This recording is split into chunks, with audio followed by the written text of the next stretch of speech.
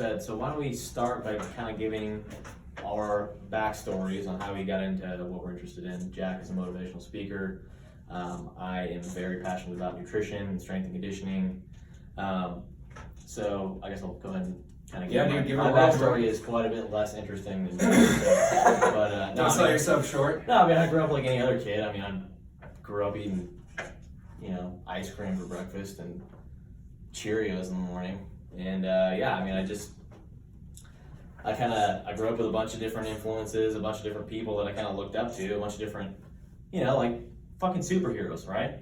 You look at Spider-Man or whatever, and he's got like a six-pack. I'm like, how the fuck do I get a six-pack, So it's like, I kind of had a bunch of different influences growing up, and I just sort of, something clicked. I had a bunch of people that I kind of looked up to in the fitness world. Something clicked in about probably 9th grade, and I really started to make that shift towards cleaning up my diet, lifting some weights. I played a lot of sports growing up. I played almost every sport besides like hockey and croquet. Do you remember specifically? So I know for me, I specifically became aware and thought about what I was eating all the way, back when I was in 3rd grade. I remember clearly in 3rd grade, I remember one of my friends had like 10 cartons of chocolate milk as like a joke during our lunch break, and I thought to myself, wow, that can't be healthy. And he ended up getting really sick from that. For whatever reason, that just sparked my interest in, I wonder why I'm not getting sick because I'm eating some of this healthier stuff, but he's getting sick after drinking all the chocolate milk. Yeah. It was obvious why he got sick, but that sparked my interest. Do you remember for you, was there like a specific grade or time where you like started, because I know didn't your dad smoke, or doesn't he smoke? Yeah, so you're around my that a father little bit? and mother grew up, when I grew up, they smoked, and father still smokes, but we won't get too into that stuff. Was there like an age though, before 9th grade, where you realized like, what I put in my body and what I do with my body is somewhat important? Yeah, you know what? I think back, and actually my stepmother said something to me that I still remember to this day. See, I don't know this shit. She was like, she said something about soda, because I used to drink a lot of soda when I was a little kid, and she said something about soda weakening your bones or something like that. And I was like, wait a second, To be honest, I'll probably come out with a study that shows that. Yeah, so, and that's obviously true at this point. It is like phosphoric acid and things like that. Aspartame, we were just talking about earlier. Yeah, that's a known carcinogen, of course. And of course, I didn't automatically make this shift over, because now, my nutrition now is very, I wouldn't say it's calculated, but I eat very clean. I eat more sort of a moderate paleo approach. You consciously decide what you put in your mouth. Exactly, yeah. And what you drink. Yeah. And I know for me it's the same. And so what you're saying basically is you wasn't like a quick overnight shift once your stepmom said that. You slowly started developing awareness. And I remember even from a young age, I really started to make that shift in about 8th grade. Okay. And even from a young age, it's hard. I'm drinking Coca-Colas and Sunkist and all that junk. And it's hard to really get off of soda. It's weird. That was the biggest thing for me. That was the biggest problem for me, is getting off soda. Well, it's kind of like an addiction. It's that carbonation sensation, say that 10 times fast, and also the sugar and just the sweetener aspect of it can be very addicting. It is very addicting. I don't know the specific details. There's probably some hardcore science guy out there listening that's going to know the exact specific fact, but it is sugar addiction. People on the show. Yeah, I know, right? It is sugar addiction, and people love that carbonation. I know for me, I still have to drink some carbonated water sometimes. Yeah. But it's really interesting that I had no idea that was part of your past. Yeah, so I grew up playing a whole bunch of sports. I got into martial arts in about 9th grade. Did that for a little while, did some Taekwondo. It's not, obviously, we know it's not the most effective martial art. Great discipline. I knew a couple guys. I used to go to the YMCA to do some lifting, and I knew a couple guys there. One guy, I still remember, he was in my senior year in high school when I was a freshman, and he was like big into weightlifting. I think he's like a bodybuilder now. And he used to go to the YMCA that I used to go to, and I was like, fuck, I want to look like that guy. So I started lifting some weights, and I got really into lifting in 9th grade. And then yeah, that's kind of how that started for me. And then It's a for slow you, progression. would you say from ninth grade?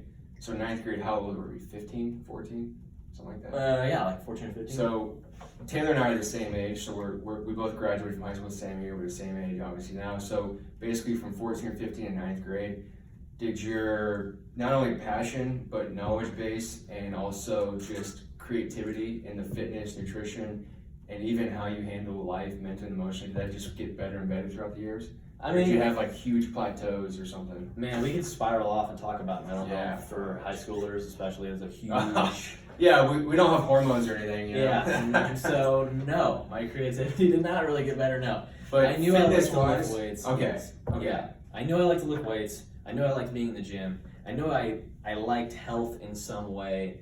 I didn't know how to really express it. I didn't know what I was going to do with it. I didn't know any of that stuff at all. It was like, in sophomore year, of course, it's like I got smoke some weed, which I partake in occasionally, but I got really heavily into that. And in high school, you want to have fun. You kind of drink and whatnot. You gotta taste things. Kids. You gotta test the stuff. I mean, a lot of people in high school, I remember, were like, "Yeah, I don't like it, but I just want to try it to see." Like, Yeah, it's exploring. like it almost feels like you almost feel like some people would regret not at least trying certain things. Yeah. Because they're always gonna think, "I wonder what that would have been like." I'm not saying go drink a ton and smoke weed and all that junk, but you're not the only person on the planet who did that in high school. Let's just say that much. No, not at all. So yeah, high school, you don't really know who you are, but I did know, and I was lucky enough to find out that I was interested in health and strength and conditioning, and I had a lot of great people. You can call out a couple names, I guess. Yeah, we do some good. shout out to David Muhammad was a big one for me. I know nobody on the podcast is gonna know who that is, but Well, basically, he's a savage. shout out to David Muhammad, who was my Taekwondo teacher for a while. Really inspired me to start doing something positive. So yeah, anyways. And I remember, was it our junior year? So Taylor and I met in our English class, and I remember senior year. Yeah. I mean, we crossed paths, and I recognized him and stuff. We never actually talked because I only played soccer in high school because I was getting recruited to play in college. So you weren't on the soccer team, so that's why we didn't really touch base. But I remember in our senior year English class, I was wearing like some workout thing, like an accessory or Like a CrossFit road shoes shirt or a or road something fitness like that. shirt. And Taylor had something very similar, so then we're just like, oh, damn. Yeah, so I got into sort of CrossFit my senior year of high school, which would be about 2013. Correct. And 2013. And I actually knew a guy, because I was going to the local YMCA workout. I knew a guy there that was doing CrossFit. And he's like, I'm doing this thing on CrossFit, whatever. You know how the stories start. And I was like, I'll check this out. This is kind of cool. So I started watching YouTube videos, and then I started watching Chris Beeler and all those legends. Yeah. And then kind of got into it a little bit. And my training now is quite a bit different. I like to kind of blend bodybuilding with bodyweight training and functional training. I think the key word is probably functional. Right? Functional. Let's put quotes on functional. That's true. But We'll dive into that later. we'll dive into that stuff later. Right now. I think the key is that you had an open mind to the fact that there's more than just bodybuilding movements staring at a mirror out there. Nothing wrong with that, but Not if at that's all. the only thing Not you're at all. doing, you're going to eventually hit a wall. So that's really interesting. Yeah, and Taylor and I met on that interest level of us both being interested and passionate about fitness and just overall health and wellness, and then it just took off from there. Yeah. But what do you think? I'll ask you this, and you can ask me the same thing, or I'll answer the same thing Used when to I work out in my dad's garage. talk about. Yeah, what do you think was? I remember that. Yeah, I bought a couple road bars. In the wintertime, the garage door was shut, and the Freezing cold. barbells were so cold, my hands got numb because of the metal barbell. Yeah. Holy crap, That dude. was fun though. And I remember when we would drop after doing a snatch, like a 135 snatch, kind of just messing around, we would drop it, and it would make the weirdest, because everything was just so cold and frozen. Yeah. It wasn't like a pretty sound that weights make when you slam weights down in a Yeah. nice warm gym with a nice floor. But Well, dude, that builds character, for sure. So my question to you is, you just kind of went over the synopsis of your origin story and how you got into wellness, fitness, Lost it a little nutrition, bit. exactly, which is, obviously we'll go into more detail later, but for you, what is, So for you, it was, what's the one thing that has directed you, and do you think it was your stepmom talking about the soda that sparked your interest? Honestly, or is there's it, a lot of different things that. I mean, is there like, I don't know, because for me, I'll explain it, and I know it's really hard. For me, my mom's always worked in a hospital, and seeing how many young people are there with strokes and other stuff that should never be happening to people their age. Yeah. I connected the dots. Luckily, I'm very grateful for this. Luckily, I connected the dots in high school, realizing, wow, what I'm passionate about is actually super healthy, helpful, and beneficial. Yeah. So that kind of just connection really even sparked my interest even more, and it's kept me on this path to where I am now at the age of 25. Right. So for you, was there anything, or was it mainly just you just started learning more and more and trying, and then you noticed benefits in your own life, right? I mean, obviously, physically you're way more jacked and in overall shape now compared to high school, but there wasn't like one, because I remember that was my one thing. Obviously, I was learning more. That didn't quite sell me until I got kind of scared of the fact that, wow, there's a 38-year-old who my mom's treating who has a stroke. Like, that should never happen at 38, or ever, to be honest. But so you, it was just kind of just a consistency of a bunch of things? For me, it was sort of a cascade of a lot of different things. It's just a whole bunch of different events that happened for me that kind of opened up my eyes. I'm just kind of glossing over that. But yeah, I mean, I had a lot of different influences growing up, and something just clicked for me. I've always been kind of an observational person. I'm not super extroverted. I've always been a little bit introverted, and I've always been really observational with my surroundings. I just kind of, over the years growing up, I kind of looked around and I was like, you know what? I know I don't want to smoke cigarettes, and I know I don't want to, because my parents are doing that. And, growing up, it's like, your dad is like, coughing, it's like, yeah, I mean, my parents never smoked, but they definitely weren't the poster image of health. Right. My dad was about 50 pounds, 40 pounds heavier when I was growing up in high school and middle school. He's gotten completely healthier now. My mom never went to a gym until like 2013. Mm-hmm. So yes, I mean, so for you, you're saying you kind of observed stuff and you thought in your head, okay, after witnessing that, I know I don't want to be like that or develop those habits, and I do want to be like, is that kind of what you're saying? Yeah. Because I will say one thing, Taylor said he's more introverted. I don't think there's really an introverted and extroverted type of people necessarily. I think some people just really mean what they say. So when I first met Taylor, he wasn't as talkative as he is now because we were just meeting each other. But I remember like what he said, you have to definitely pay attention to. I find out with a lot of people who consider themselves introverts, because when they actually speak and they talk and speak to your mind, it's pretty heavy and pretty valuable. Yeah. Whereas people like me who just run their mouth and spit a bunch of bullshit, half of it just ignore, So I think that's really interesting how you were always aware of your surroundings kind of, and you saw and correct me if I'm wrong, but you saw what you thought was healthy and a good way to be, and just kind of what resonated with you the most.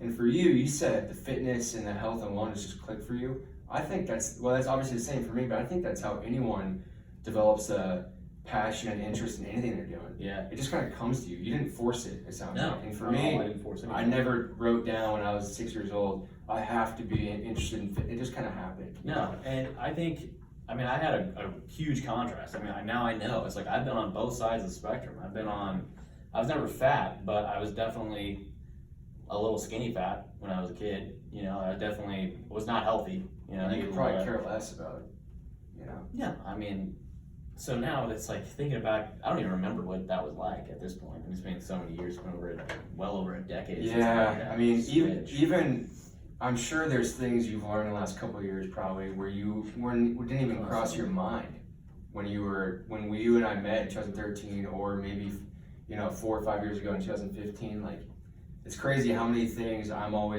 think the key for you and the key for me has been, we've always had open-mindedness about us. We're not so narrow-minded that we think, all right, I learned this, so this is the only way things have to be. Absolutely not. I think always being curious is the key. Taylor and I 100%. Have learned and thought things where this was the way it has to be or should be, and then a couple years later we learn about an even better way to do things, or it's always about open-minded. If you're so narrow-minded and you believe this is the way, then because like I was telling you earlier, the belief means you know something with 100% certainty, and in reality a lot of us don't know 2 cents about even existence in general. So for us, I remember when I started, I was like, all right, this person said that, so that's a fact. I'm never going to go against that. And you start to realize the way to improve the most as a human being and in your overall health and wellness is having an open mind and being able to try new things. It's like people probably have asked you, how'd you start this, or how'd you find out you like doing this particular movement or this particular food over another? You got to taste, you got to try, you got to do. Go out and do 5 different types of training regimens, and whichever one you like the most, go for it. Yeah, some people might not like long distance endurance. Some people might like only doing powerlifting. So you got to just try stuff. And I think that's what's interesting about Taylor and I, is we've always been willing to try and learn new things no matter what. By no means do we think our way is the highway. No, not at all. That's absolutely a great point, because that kind of transitions into what we're going to be talking about in a little bit with people that are just kind of getting into beginners, health and fitness, and how they can sort of start, where to start, right? And that's trying new things. But before we do that, I want to kind of get your I'll briefly touch on kind of my story about how I got into not only the interest and the passion of fitness, but kind of how it shaped fitness, nutrition, and mental health. But today, in this first episode, we're focusing more towards the fitness category, but how it's impacted my life, because there's definitely many moments where if it wasn't for my health passion, then certain things would have happened way worse, and I'll get into in a second. But basically, what Taylor was saying, as a kid he was a certain way. When you're a kid growing up, you develop the habits of your parents because you really don't know any better, which is fine. That's normal. That's how the way it should be. So, and most parents back in the 90s and even now probably still, still had those. They learned their health and wellness from their parents, and their parents learned health and wellness from their parents. And so much new knowledge has been out there now. So many people are learning the stuff that we thought. I mean, for crying out loud, doctors thought cigarette smoking was fine in the 1940s and 50s, and now look at it. We know it's just terrible for you. It's just certain things we've realized over the years. So for me, I just ate the way my parents ate. I did what my parents did, except if I was in sports. I never really did anything else except for my sports practices and games. I mentally dealt with and emotionally dealt with things the same way my parents did. And then once I got to that age of probably 4th or 5th grade, I think 4th grade or 3rd grade was when I don't remember exactly, because now we're old piece of crap. We're 25, right? So old. No, I'm kidding. But young is fun. We're babies, dude. We're good. The night is young. But 4th grade, I remember starting to develop my own opinions and mindset on things, and realizing, all right, well, I don't have to. I respect and love my parents and the people around me, but if I feel like this might be a different way to do things and a better way to do things, I'm certainly going to try it. So for me in 4th grade, I remember I was so hard on myself growing up. I developed a very strict kind of perfectionistic mentality on my life. I remember in 4th grade, I started getting super paranoid about the way I looked, because I just had, I never really got positive encouragement from, especially not from me. I was a hard ass on myself. I was my biggest bully. But I remember in 4th grade, I was very particular about the way I looked, and I was very self-conscious about myself. So that's kind of, unfortunately and fortunately, sparked my interest in nutrition. And like I said earlier, it was either in 3rd or 4th grade, one of my friends decided to mess around and drink a ton of chocolate milk, and it got sick. And for me, it wasn't just that. It was also the fact that I would go through the lunch line at school, and I'd be like, all right, we're going to have, processed meat, Little Debbie's, and fried food every day for lunch. We can get into the weeds on gosh. We can talk about that in a nutrition specific episode, but that 3rd and 4th grade, those 2 years really sparked my interest in the whole health and wellness thing. And then from there, it kind of just clicked with me, like Taylor said. It kind of just happened. So I got into middle school, and I remember that's when I started to get really bad injuries, and I thought to myself, right, well, if I have to be sedentary and not really do much, I decided to make use of what I could do. So I had a broken foot. I fractured my left foot in 8th grade, and the day after it healed, I fractured again. So I was on crutches for 9 months, my 8th grade year. Pretty much the entire school year I was on crutches. So I couldn't really do anything with my legs, but I would go to a local YMCA or my country club gym and do upper body stuff, because 6th grade and 7th grade and 8th grade is when I started getting into lifting weights. Like Taylor, he saw some people like, you know, Superman, Spider-Man, but he also saw actual humans who looked a certain way. He's like, oh, I want to be like that. Well, for me, I remember seeing athletes, you know, whether it was an NFL player, an NBA player, or a soccer player. I'm like, dang, those guys look like, you know, Greek gods, superheroes. I definitely want to try that. And I realized, wow, they probably didn't do that by not working out. So I started lifting weights very young, and I made use of it. But it was an adjustment mentally and emotionally, because when you're young, sports are life. Oh, for sure. And just being active in general. I don't care if you're a guy or a girl. If you can't go play with your friends and you have to sit home in a chair because you have a cast and crutches, that's very detrimental, especially at that age when you don't have to deal with stuff like that. That's the one thing with, you know, in school growing up, and even in school when you're older, you don't learn stress management and how to deal with adversity. So in 8th grade, I had no idea how to deal with that. This felt like the end of the world to me. Yeah. So then I got very particular about what I was eating too. I made sure I was very healthy and tried to eat foods not out of a wrapper in 8th grade. No shit. Like 8th grade, nothing processed as best I could. I wasn't too strict at the time, but then, you know, slowly I started getting more injuries and more health setbacks. But I always stayed consistent with my interest and passion in lifting weights. For me, my favorite part of sports practices was the workouts, the punishment part where we had to do sprints and run.